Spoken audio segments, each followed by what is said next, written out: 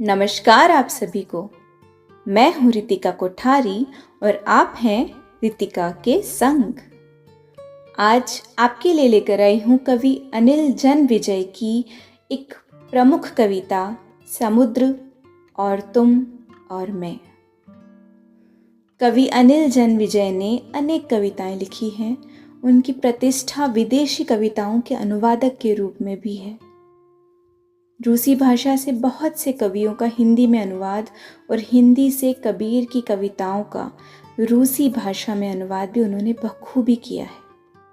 तो आइए सुनते हैं उनकी प्रसिद्ध कविता समुद्र और तुम और मैं ही तुम्हें ले गया था पहली बार समुद्र दिखाने। पहली बार समुद्र दिखाने मैं ही ले गया था तुम्हें। तुम परेशान हुई थी उसे देखकर, चुप गुमसुम खड़ी रह गई थी, खामोश बिल्ली की तरह तुम। और समुद्र बेहद उत्साह में था। समुद्र बेहद उत्साह में था, बार बार आकर छेड़ता था वह, आमंत्रित करता था तुम्हें अपने साथ खेलने के लिए।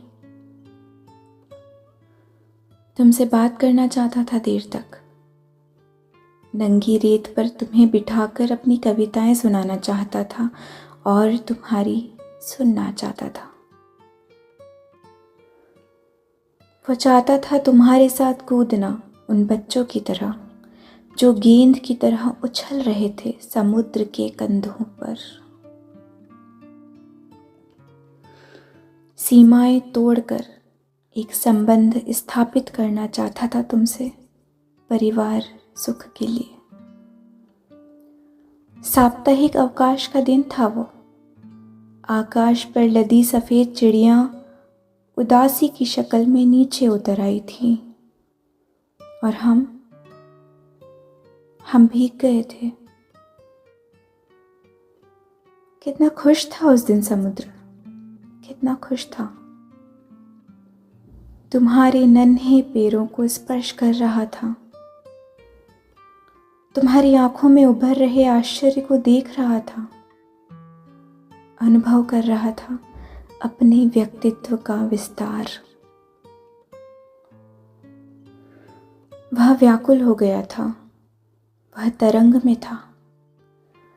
वह व्याकुल हो गया था, तरंग में था, नहाना चाहता था तुम्हारे साथ बूंदों के रूप में छिपकर। बैठ जाना चाहता था तुम्हारे शरीर में।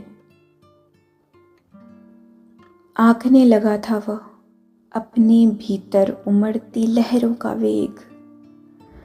उसके पोर पोर में समा गई थी शिशु की खिलखिलाहट। अपने आप से अभिभूत वह बढ़ा वह, और सदा के लिए तुम्हें अपनी बाहों के विस्तार में समेट लिया था उसने, समेट लिया था। और आज मैं अकेला खड़ा हूं उसी जगह उसी समुद्र के किनारे जहां मैं लेकर आया था तुम्हें पहली बार।